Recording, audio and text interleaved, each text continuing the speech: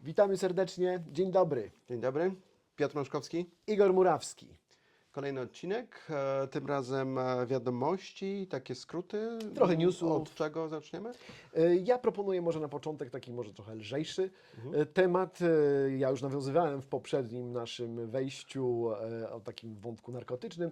Ja go pokontynuuję z przyjemnością, bowiem To zawsze one są dobre. zawsze takie Tak. mocne i intrygujące. Tutaj mamy do czynienia z pewną teorią, którą ukuli naukowcy, archeolodzy z Uniwersytetu Lubelskiego na podstawie badań archeologicznych prowadzonych w Skandynawii Południowej i Europie Środkowej. Dotyczą one plemion germańskich. Okay. Do tej pory wiemy, że i Grecy, i starożytni Grecy, oczywiście starożytni Rzymianie i w późniejszym okresie różne substancje narkotyczne były brane i zażywane właściwie przez Tak. wojowników przed bitwami, w trakcie bitwy, żeby się pobudzić. I do tej pory nawet przecież jest homerycki wątek, prawda? Takiego płynu, więc jakby tu nie mamy wątpliwości. Ale co do plemion germańskich, barbarzyńskich, do tej pory naukowcy byli bardzo ostrożni. Raczej oni upijali się alkoholem, niż zażywali jakieś składniki tego typu. Chociaż zawsze tam z tymi berserkami, prawda, była taka akcja, że nie wiadomo było w zasadzie skąd się bierze ten ich taki szał bitewny. Dokładnie, bo on jak na alkohol był zbyt, nawet w tych opisach, zbyt Tak. szałowy. No tak? my nie mamy Zbyt doświadczenia, silny. że absolutnie. I tutaj też mamy pewną właściwie bardziej poszlakę, bo też się zastanawiałem, bo mamy do czynienia z pewnymi przedmiotami, z pewnymi zabytkami, niewielkimi łyżeczkami, których przeznaczenia przez długi czas, powiedzmy na przestrzeni prowadzonych badań, czy tam kilka lat, nie można znaleźć było dla nich przeznaczenia, aż wreszcie ustalono, że prawdopodobnie służyły wojom. One były przypinane na rzemyku do pasa. Okej. To jest teoria oczywiście, a tutaj tylko, zresztą poparta naukowym artykułem w poważanym piśmie archeologicznym, że służyły do zażywania jakiejś substancji narkotycznej. Ale wiemy, jakie to były No substancje? właśnie nie wiemy. Aha. Nie wiemy. Natomiast też jest wspomniana cała kwestia, że musiał istnieć cały przemysł, tak zwany przemysł, który służył wyrobowi tego typu substancji, czyli ich No ale poczekaj, łyżeczka to rozumiem, że to prawdopodobnie mógł być płyn albo proszek, tak? Nie płyn, wiadomo. proszek. A, Tak, okej. jakby nie wiadomo, ponieważ jakby nie znaleziono specjalnego ani konkretnego przeznaczenia dla tych narzędzi. Wykluczono też Ale mamy inne jakieś teorie. ślady tej substancji, Nie rozumiem? ma. Nie ma. Nie ma tych Okej. substancji. Czyli jest to teoria polegająca na próbie identyfikacji łyżeczek, które się znajduje w konkretnym kontekście, tak? Dokładnie tak.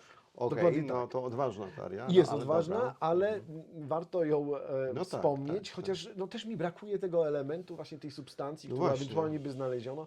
Natomiast jakby skala zjawiska, skala występowania tych łyżeczek była No bo na tyle znacząca, Tak.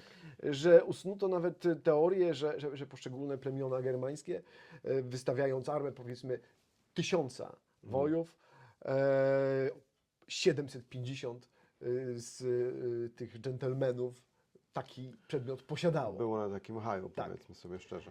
Okej, no to jest ciekawe, aczkolwiek odważne, bo tak jak wspominałeś wtedy o tym odkryciu szpitalnym, prawda, w którymś z poprzednich odcinków, to tam jednak te ślady tej substancji były. To Były, był tak. konkret, Bo to tu jakby wokół tamtej substancji się to jakby No ale ciekawe, omawiało, natomiast to faktycznie. tutaj jest pewna teoria ciekawa, Tak. zważywszy na to, że do tej pory, tak jak mówię, jak wspomnieliśmy wcześniej, nie do końca jakby plemiona barbarzyńskie, germańskie w szczególności, były brane pod uwagę, że używali rzeczywiście jakichś substancji ponad No tak. to, czym był alkohol. No tak. No to rzeczywiście ciekawe, no będziemy się przyglądać, bo że faktycznie jakby jest ten element, tak? Ciągle się zastanawiano po prostu nad tym właśnie, tą kwestią tego szału bitewnego i coś w tym może być, może to jest jakiś ślad.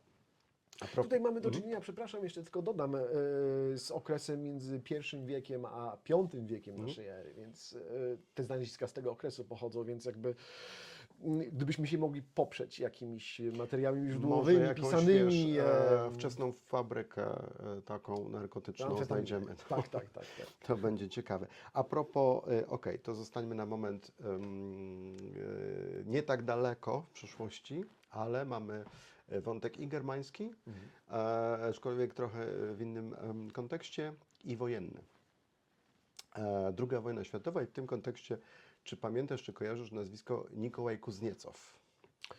Ze współczesnej nazwy lotniskowca Okej. radzieckiego, później rosyjskiego. Rozumiem. Pewnie dowódca. No właśnie. Admirał? Admirał. Wiesz co, nie. To nie ten? Nie. Nikołaj Kuzniecow, to jest taka bardzo, bardzo, bardzo ciekawa sprawa. Wydaje mi się, że to w ogóle zasługuje na zupełnie jakby oddzielny odcinek. Dlatego tak szybko skrótowo. Otóż w ubiegłym już roku 24 na lwowskim cmentarzu zatrzymano dżentelmena, który w nocy próbował dostać się do jednego z grobów. No i po prostu ukraść szczątki, tak? I okazało się, że były to szczątki właśnie Nikołaja Kuzniecowa. Nikołaj Kuzniecow to jest bohater Związku Radzieckiego, który no, jest pierwowzorem postaci takich jak Hans Kloss i Stirlitz na przykład. Był to radziecki superszpieg. Wiesz, no nie będziemy, mamy ten trudny czas i nie będziemy chwalić takich jakby rzeczy, ale no trzeba tutaj jakby oddać to, co jest należne, bo rzeczywiście i to nie biorąc pod uwagę wyłącznie źródła radzieckie, ale też niemieckie, a nawet anglosaskie, alianckie, był to szpieg wyjątkowo skuteczny. I cała historia, pamiętasz Hansa Klossa, który jest w zasadzie po prostu sobowtórem oficera niemieckiego, którego trzyma się w niewoli, prawda? I on jest później wsadzony tam po prostu Niemcom. Historia jest prawdziwa, bo faktycznie takiego człowieka udawał Kuzniecow. Był to Paul Wilhelm Siebert, który się urodził w Królewcu. Brał udział w kampanii w Polsce, między innymi w kampanii we Francji. Był odznaczony Żelaznym Krzyżem. No i trafił w ręce Rosjan. Rosjanie zauważyli, że Kuzniecow, który już był wtedy agentem rosyjskim, to jest w ogóle postać, tak jak mówię, na odrębny program, dlatego że to jest bardzo, bardzo ciekawa postać, wiesz, Rosjanin, o takim można powiedzieć zwyczajnym pochodzeniu, który jednak wykazuje się talentami lingwistycznymi. Perfekcyjnie opanowuje język niemiecki, ale zna też Esperanto, wyobraź sobie język Już polski, wtedy. ukraiński i tak dalej, później inne języki też. On już wcześniej był rzucony w takie sfery niemieckie dyplomatyczne, wiesz, na krawędzi po prostu świadka artystycznego i tak dalej. Robił już robotę taką szpiegowską. Taka legenda. Natomiast tak mu się to wyrabiało. Natomiast okazało się, że jest no, łudząco podobny do tego Sieberta. Żeby nie było wątpliwości, zrobiono mu jeszcze operację plastyczną. Rzucono go do obozu jenieckiego, niemieckiego, żeby po prostu poznał, wiesz, te wszystkie rzeczy związane z armią już tak od środka. No i potem faktycznie został rzucony za linię frontu wraz z oddziałem dywersyjnym. I tu taka też ciekawostka, bo jego prawą ręką w ogóle w tych działaniach jest Polak, Jan Kamiński, który był żołnierzem z kolei Armii Krajowej. Gdzieś tam w rozsypkę poszedł ten oddział, on się dołącza, brzmi to niewiarygodnie, ale dołącza się do czerwonoarmistów i generalnie pracuje z tamtą stroną. No on się staje później prawą ręką tego Sieberta Kuzniecowa. Najprawdopodobniej z tych dokumentów, które wiemy, jego głównym zadaniem był zamach na Ericha Kocha. On próbuje 2 razy tego dokonać. Raz 20 kwietnia bodajże 1943 roku na urodziny Hitlera, prawda? Koch jednak nie przyjeżdża. Tam była cała operacja przygotowana zamachu na Kocha. I kilka miesięcy później udaje się do jego rezydencji. I tu uwaga, tu w ogóle, wiesz, jest pokazany tupet niesamowity Kuzniecowa.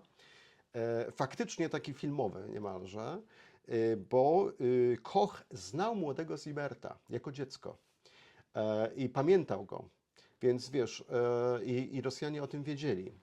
I mimo wszystko, wiesz, jakby Zibert jedzie tam, natomiast to jest moment ofensywy pod Kurskiem, jest duże zamieszanie, na sali jest dużo ludzi i tak dalej, do tego zamachu na Kocha nie dochodzi.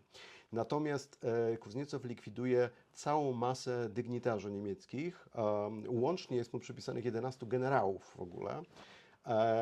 Także cała masa ludzi, ale też zdobywa plany właśnie wspomnianej ofensywy pod Kurskiem.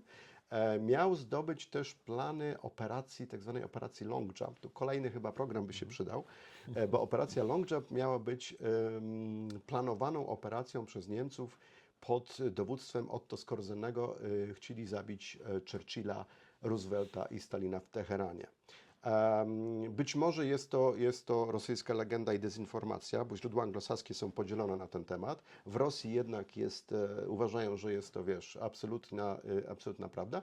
Nie jest to istotne, w każdym razie Kuzniecow jest bardzo, bardzo taką ciekawą postacią i rzeczywiście filmową jak najbardziej. Jak skończył? No właśnie, jak skończył.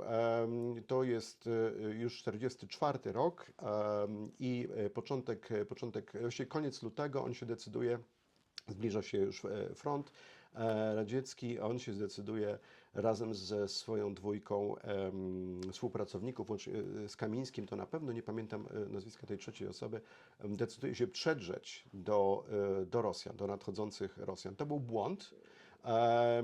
Aczkolwiek najprawdopodobniej nie miał wyjścia, bo już ta jego przykrywka została spalona i Niemcy już rozszyfrowali, Gestapo było już na jego tropie. Natomiast wyobraź sobie, wpadają w ręce patrolu UPA. I patrol UPA już wiedział, że Zibert jest poszukiwany, a Zibert Kuzniecow miał przy sobie raport, który gdzieś tam na swoim ciele ukrył, gdzie się, wiesz, jakby spowiada z tych swoich różnych po prostu dokonań i tak dalej. Więc tu nie było dwóch kwestii. Został, według wspomnień niektórych tych upowców, on został rozstrzelany, natomiast inne źródła twierdzą o tym, że tam się wywiązała jednak walka, on się rozerwał granatem. W każdym razie ciało odnaleziono dopiero w roku 1959, szczątki, i został pochowany właśnie w Lwowie z honorami. I wyobraź sobie, że wiesz, od dłuższego czasu toczyła się taka polityczno-dyplomatyczna gra o odzyskanie tych szczątków Kuzniecowa, jak się możesz domyślać, bardzo ważnych. To jest jedna z postaci, które w ogóle wpłynęły na Putina. Bo pamiętasz, chyba kiedyś nawet wspominaliśmy, że Putin się fascynował w ogóle tymi akcjami szpiegowskimi, prawda, i tak dalej. No i widać, jak skala tej postaci jest duża, po tym jak mówisz, jak statki są nazywane jego imieniem i tak dalej, i tak Ale dalej. to nie, to myślę, że mówimy, to jest zbieżność nazwisk. Tam okej. był admirał Kuzniecow Okej. I tutaj Ale- zbieżność nazwisk ale przypadkowa, myślę, dlatego że się zasugerowałem. Podejrzewam, że wiesz, że tego typu rzeczy są, no bo są jego nazwy, A jego to rozumiem, że ulic. to jakaś, przepraszam, czy rozumiem, że teraz gdzieś wykradziono te szczątki? Próba była. Była próba. Była. Czyli w dobie wojny Rosjanie organizują, rozumiem, To znaczy, wiesz co, to jest też taka podejrzana Lwowie, trochę krainie sprawa, zachodniej. bo człowiek, który został aresztowany, to jest taki trochę, wiesz co, no nie jest to Tomb Raider, o których też będziemy, mam nadzieję, dzisiaj opowiadać. To jest taki, nie specjalista, tak, bardziej amator, i on twierdził, że został poproszony, to był Rosjanin, ale że nawiązał ktoś z nim kontakt przez jakąś, wiesz, przez na Telegramie, czy przez WhatsAppa i tak dalej, zaoferowano mu pieniądze, w każdym bądź razie on się zdecydował, dobra, no to robię to, nie? Ale zrobił to na tyle amatorsko, że wiesz, przy użyciu lewarka tam próbował tą płytę tam podnieść i został złapany na tym cmentarzu. Więc czy to była oficjalna próba rosyjska, śmiem wątpić, bo jednak chyba zrobiliby to lepiej, aczkolwiek tak, przykrywka mogła być taka też, prawda, żeby użyć kogoś do tego.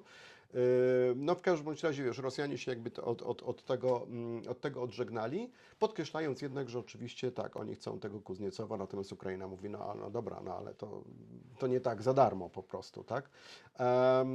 I co ciekawe, i to się łączy też jakby newsowo z tym Nowym Rokiem, dlatego, że akta Kuzniecowa do 1 stycznia 2025 były utajnione.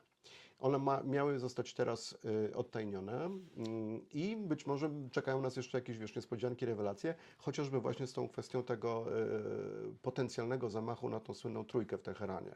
No bo to jest jednak wyjątkowa rzecz. A może się dowiemy czegoś też o tym Polaku, A te Janie akta Kamińskim. to niemieckie, Rosyjskie. Są rosyjskie No, NKWD i będzie akta, wciąż także- problem z dotarciem do Teraz nich. tak, teraz będzie wciąż problem. No ale ciekawa historia i ciekawa postać, na pewno bardzo kolorowa. Też ten zamach na Ericha Kocha jest intrygujący, zwłaszcza Tak. nawet dwa planowane. Dwa To planowane, jest planowane, ale mówię, on tam po prostu załatwił sporo tych osób, niektóre zupełnie przypadkowo, ale kiedy się nie udało, wiesz, kogoś tam, to z kolei ofiary przypadkowe też były wysoko postawione, więc Niemcy byli bardzo tacy cięci na niego i jest nawet taki właśnie dokument wystawiony przez lwowskie gestapo do Millera, do szefa gestapo, mówiący w ogóle o całej tej akcji UPA, że wiesz, że się udało i że będzie, że jakby wyniki tego dochodzenia zostaną przesłane do Berlina w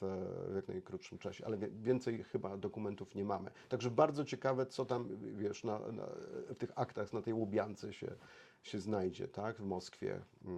No, także taka drugowojenna sprawa. Że te drugowojenne historie ciągną się tak wyraźnie i tak w fizycznym pojęciu aż do dzisiaj. Tak. Ale tutaj mam kolejny taki przykład. Co prawda sprawa jest, ciągnie się już od lat, ale właśnie całkiem niedawno doczytałem, że jest ciąg dalszy. Sprawa afery z Credit Suisse. Credit Suisse po upadku w 2024 roku, 2023, przepraszam,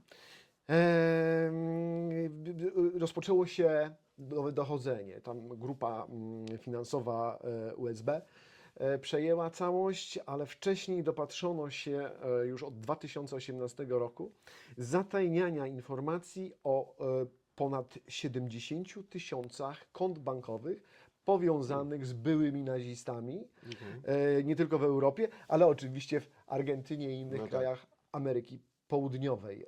Sprawa dość poważna, bo nawet niezależnego eksperta powołano do przebadania generalnie tych powiązań tychże kont z byłymi nazistami. Co ciekawe, te konta utworzone w roku 1944-1945 funkcjonowały często do roku 2002-2003. Zresztą z Credit Suisse był zawsze problem, bowiem nawet ofiarom Holokaustu, tym, którym udało się przetrwać, którzy powoływali się na no, chcieli po prostu dotrzeć do kont też przecież swoich krewnych, którzy zginęli w czasie wojny.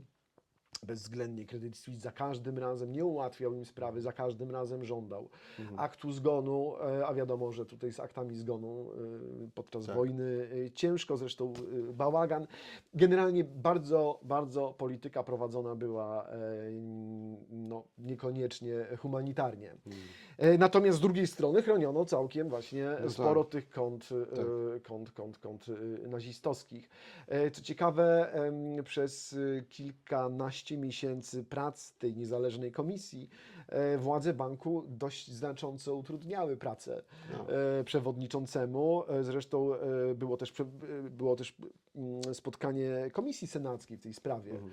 Tutaj oczywiście wiele tych spraw finansowych było powiązane ze Stanami, z klientami ze Stanów No tak. Zjednoczonych, ale też Izraela, bo nawet też był specjalny doradca z Izraela, który również miał tłumaczyć te delikatne kwestie związane z pamięcią i z odpowiednim traktowaniem tychże klientów. Tak? Bo tam też chodziło o te konta No tam- obywateli izraelskich. Tam pewnie jest taka sprawa też znowu tych powiązań tych pieniędzy, prawda, z różnymi ludźmi, z różnymi Tak. biznesami już w powojennej Tak. Europie i Tu właśnie pytanie jest, czy polityka Credit Suisse, akurat Credit Suisse było zamieszane w wiele afer, jak to wielka grupa finansowa i potężny bank z tradycjami szwajcarski. no tak. Więc jakby to już jest legendarne, tak? To już jest jakby wielokrotnie opisywane takie mataczenie wręcz i jakby ułatwianie przepływu kapitału postnazistowskiego i we współczesnym świecie, w świecie zimnej wojny, ale jak widzimy również w świecie nam znacznie bliższym również. Sprawa się toczy na przyszły rok, mimo że jesteśmy na początku obecnego. Zapowiedziano ostateczny raport, który ma tutaj wszelkie szczegóły dotyczące tych kont nam ujawnić i upublicznić. Więc no, mówię, II wojna światowa skończyła się 80 lat temu, a w wielu, wielu sferach ciągnie się do dzisiaj. Nie, no to jest niesamowite. W następnej odsłonie obiecujemy Państwu oderwać się trochę chwilowo od nazistów i tematów wojennych. Także do zobaczenia. Dziękujemy. Do zobaczenia, dziękuję.